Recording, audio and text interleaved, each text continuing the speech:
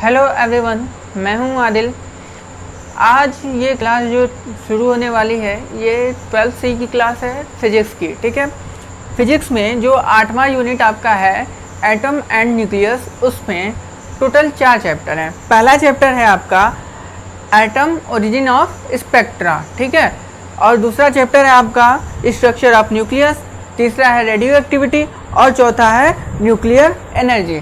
तो टोटल आपके 4 चैप्टर आपको इसमें पढ़ने हैं इस यूनिट में। ठीक है, तो जो पहला चैप्टर है atom origin of spectra, bourse theory of hydrogen atom. ठीक है, इसमें आपको पढ़ने क्या क्या है। सबसे पहले आपको एटम के बारे में थोड़ा सा जानना है कि व्हाट इज एटम, एटम क्या होता है। उसके बाद जो एटॉमिक मॉडल है, ठीक है, अभी तक बहुत सारे मॉडल दिए गए हैं लेकिन आपको मेनली 3 मॉडल पढ़ने हैं। कौन कौन से? पहला जो आज का टॉपिक होने वाला है थॉमसन एटॉमिक मॉडल या थॉमसन मॉडल ऑफ एटम। ठीक है, दूसरा जो मॉडल है वो मॉडल होगा रदरफोर्ड का, जो कि उन्होंने एक्सपेरिमेंट किया था अल्फा पार्टिकल स्कैटरिंग एक्सपेरिमेंट। तो इस एक्सपेरिमेंट पे जो बेस्ड इनका मॉडल था रदरफोर्ड का, उसको हम लोग स्टडी करेंगे। उसके बाद बोर की थ्योरी हम लोग पढ़ेंगे जो उन्होंने हाइड्रोजन एटम के लिए दी थी। ठीक है, तो ये 3 आपको एटॉमिक मॉडल इसमें पढ़ने हैं, और भी जो कुछ पढ़ने होंगे वो आपको सीरियल वाइज बताया जाएगा। ठीक है, तो चलिए आज का टॉपिक हम शुरू करते हैं। जो पहला टॉपिक है हमारा एटम।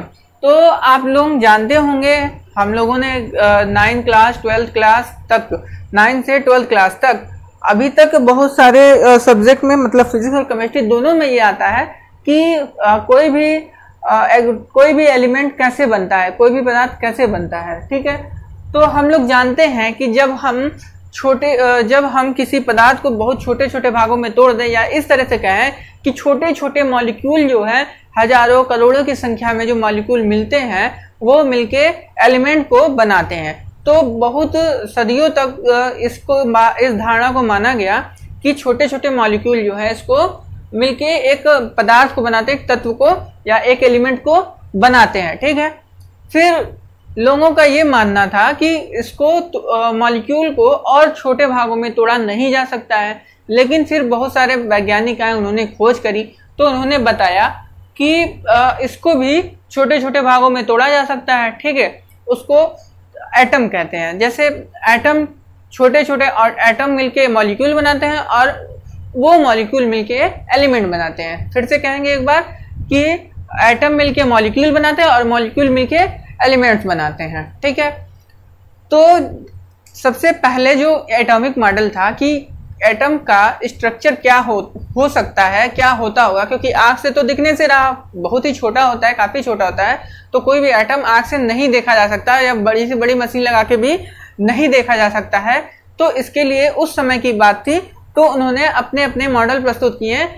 तो सबसे पहले जे थॉमसन आते हैं, इन्होंने एक एटॉमिक मॉडल बताया और वो मॉडल कहलाया पम्पडिंग मॉडल। ठीक है, इनका जो मॉडल था आज हम इस पे चर्चा करने वाले हैं। तो सबसे पहले आइए देखते हैं एटम क्या होता है। तो लिखा हुआ है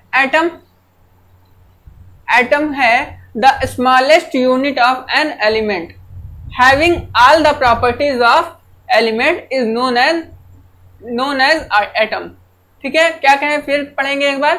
The smallest unit of an element having all the properties of element is known as atom। तो एटम क्या होता है? एक स्मॉलेस्ट यूनिट होता है। किसका? एक स्मॉलेस्ट यूनिट होता है किसी भी एलिमेंट का। ठीक है, और वो ऐसा यूनिट होता है जिसके अंदर उस एलिमेंट की सारी प्रॉपर्टी होती है। इसका मतलब क्या हुआ? क्योंकि देखिए स्मॉलेस्ट पार्ट कहा जा रहा है, स्मॉलेस्ट यूनिट कहा जा रहा है। अगर जब हम एटम को तोड़ते हैं तो उसके अंदर भी इलेक्ट्रॉन, प्रोटॉन, न्यूट्रॉन, मेसान, बहुत सारे छोटे से एंटी न्यूट्रॉनों, बहुत सारे छोटे छोटे पार्ट मिलते हैं।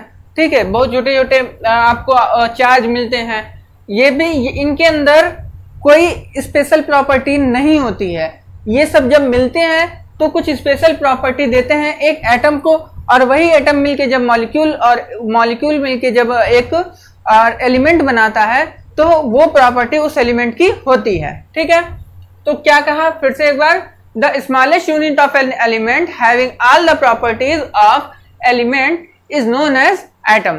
तो एटम आपको समझ में आ गया, यहां से आप नोट कर लीजिए, वीडियो को पॉज करके आराम से आप नोट कर सकते हैं, ठीक है, या फिर आप स्क्रीनशॉट भी ले सकते हैं। अब आते हैं हम थॉमसन के एटॉमिक मॉडल पे, ठीक है। तो जैसा कि मैंने पहले ही बताया है कि जब एटम की खोज हो गई, एटम पता चल गया, तो लोगों के मन में बहुत सारे सवाल उठने लगे कि एटम के स्ट्रक्चर कैसे होते हैं, कैसा होता है एटम। तो सबसे पहले जे थॉमसन ने अपना एक मॉडल प्रेजेंट किया, ठीक है। आइए देखते हैं क्या है। इन 1898 में क्या हुआ, J Thomson present the first atomic model. ये पहला एटॉमिक मॉडल था जो प्रेजेंट किया गया था, इससे पहले कोई भी एटॉमिक मॉडल प्रेजेंट नहीं किया गया था, ठीक है।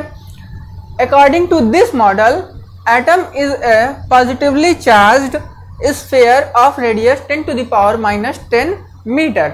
इनके हिसाब से जो एटम होता है वो एक पॉजिटिव चार्ज का स्फीयर होता है, गोला होता है, जैसे यहाँ पे शेप बना हुआ है, गोले का आधा भाग दिखाया गया है, ठीक है। एक स्फीयर है, उसका आधा भाग कटा हुआ दिखाया गया। तो इन्होंने कहा कि जो एटम होता है वो एक स्फीयर होता है जिसका रेडियस कितना होता है, 10⁻⁻10 मीटर का होता है, ठीक है, जिसका रेडियस। उसके बाद इन्होंने कहा कि जिसमें in which mass of atom and positive charge are distributed uniformly. इनका कहना यह था कि जो मास होता है एटम का, यानी कि कुछ भी है तो उसका कोई ना कोई मास तो होगा, कोई चीज़ अगर एग्जिस्ट करती है तो उसका मास होता है। तो इसका जो मास है और इसका जो पॉजिटिव चार्ज है वो पूरे गोले में डिस्ट्रीब्यूटेड है, यूनिफॉर्मली डिस्ट्रीब्यूटेड है, मतलब कि चारों तरफ बराबर से बटा हुआ है, कहीं ऐसा नहीं कि कहीं ज्यादा है कहीं कम है। इसका जो भी मास है वो यूनिफॉर्मली डिस्ट्रीब्यूटेड है और इसका जो पॉजिटिव चार्ज है वो भी यूनिफॉर्मली डिस्ट्रीब्यूटेड है। इसके बाद इन्होंने कहा in this sphere the negatively charge electron are embedded in it such that seeds in watermelon. इन्होंने ये कहा कि जो इलेक्ट्रॉन होते हैं, जो निगेटिवली चार्ज इलेक्ट्रॉन होते हैं, वो इसमें कैसे धसे होते हैं, जैसे तरबूज में उसके बीज, वाटरमेलन में उसके सीड्स जिस तरह से धसे होते हैं वैसे इसमें इलेक्ट्रॉन धसे होते हैं, ठीक है। और फिर इन्होंने बताया total negative charge is equal to the positive charge of atom.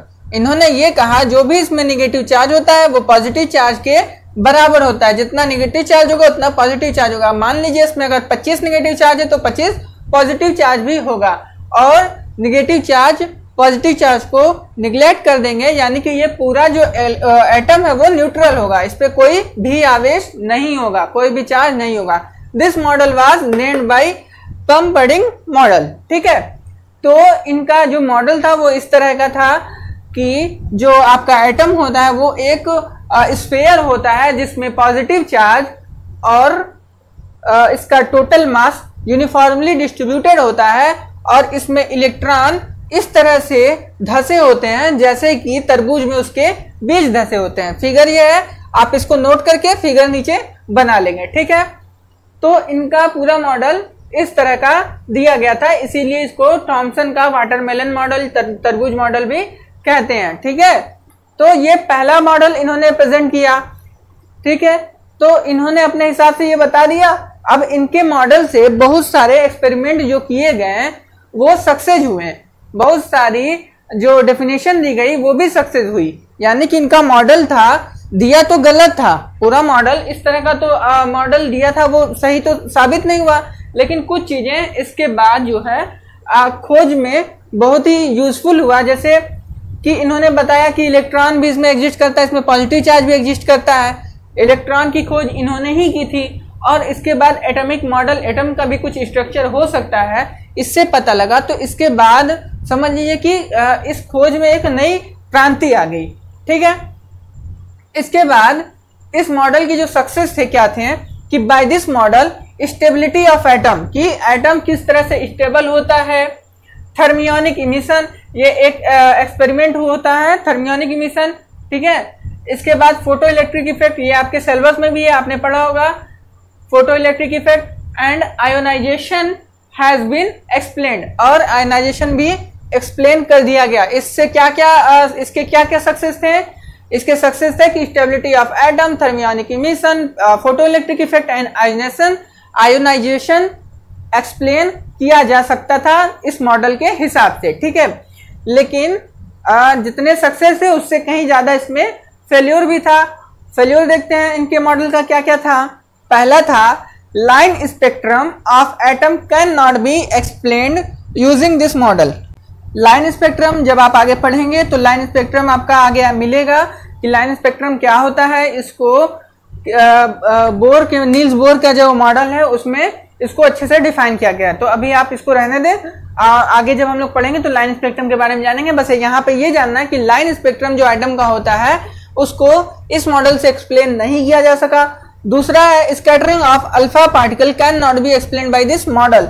Scattering of alpha particle ये किसका था? रदरफोर्ड का परमाणु मॉडल जब था तो उन्होंने एक एक्सपेरिमेंट किया, उसके बाद परमाणु मॉडल यानी कि एटॉमिक मॉडल दिया था। तो सबसे पहले जो रदरफोर्ड ने एक्सपेरिमेंट किया उन्होंने ही इस पूरे मॉडल को गलत साबित किया था, ठीक है। तो स्कैटरिंग ऑफ अल्फा पार्टिकल आपका नेक्स्ट हेडिंग या नेक्स्ट टॉपिक होने वाला है। इसके बाद आपको ये जानना है कि स्कैटरिंग ऑफ अल्फा पार्टिकल इससे डिफाइन नहीं किया जा सका। और सबसे लास्ट में ये है कि this model was only empirical not based on experiments. मतलब इन्होंने रदरफोर्ड की तरह कोई एक्सपेरिमेंट नहीं किया, इन्होंने कोई एक्सपेरिमेंट करके मॉडल नहीं दिया था। इन्होंने अपने बस स्टडी करके बस इन्होंने एक मॉडल रख दिया था, प्रेजेंट कर दिया था, ठीक है। तो इसके बाद का जो टॉपिक है वो है रदरफोर्ड का अल्फा पार्टिकल स्कैटरिंग एक्सपेरिमेंट, ठीक है, जिसको हम नेक्स्ट वीडियो में पढ़ेंगे। यहाँ पे बस हमें ये जानना था एटम क्या होता है, तो हमने जान लिया कि smallest unit of element which having all the property of element. फिर है थॉमसन एटॉमिक मॉडल क्या था, उन्होंने बताया कि एक स्फीयर होता है जिसमें पॉजिटिव चार्ज और मास पूरी तरह से क्या होता है, यूनिफॉर्मली डिस्ट्रीब्यूटेड होता है। आपको पूरी तरह याद हो गया होगा, आप इसको अच्छे से नोट कर लेंगे और फिगर भी बना लेंगे। और क्या होता है, इसमें इलेक्ट्रॉन तरबूज में जिस तरह से बीज धसे होते हैं उसी तरह से इसमें इलेक्ट्रॉन भी धसे होते हैं और नेगेटिव चार्ज पॉजिटिव चार्ज के इक्वल होता है। इसके बाद इसके सक्सेस क्या थे, तो सक्सेस में ये मिला कि stability of atom, thermionic emission, photoelectric effect और आयोनाइजेशन जो था वो एक्सप्लेन किया जा सका। और फेल्योर क्या थे, लाइन स्पेक्ट्रम नहीं एक्सप्लेन किया जा सका, स्कैटरिंग ऑफ अल्फा पार्टिकल जो रदरफोर्ड का एक्सपेरिमेंट था उसको नहीं इससे डिफाइन किया जा सका, और लास्ट की ये मॉडल किसी एक्सपेरिमेंट पे बेस्ड नहीं था। तो आज का जो टॉपिक था थॉमसन का एटॉमिक मॉडल ये यहाँ पे कंप्लीट होता है। अब नेक्स्ट वीडियो में हम पढ़ेंगे रदरफोर्ड का अल्फा पार्टिकल एक्सपेरिमेंट।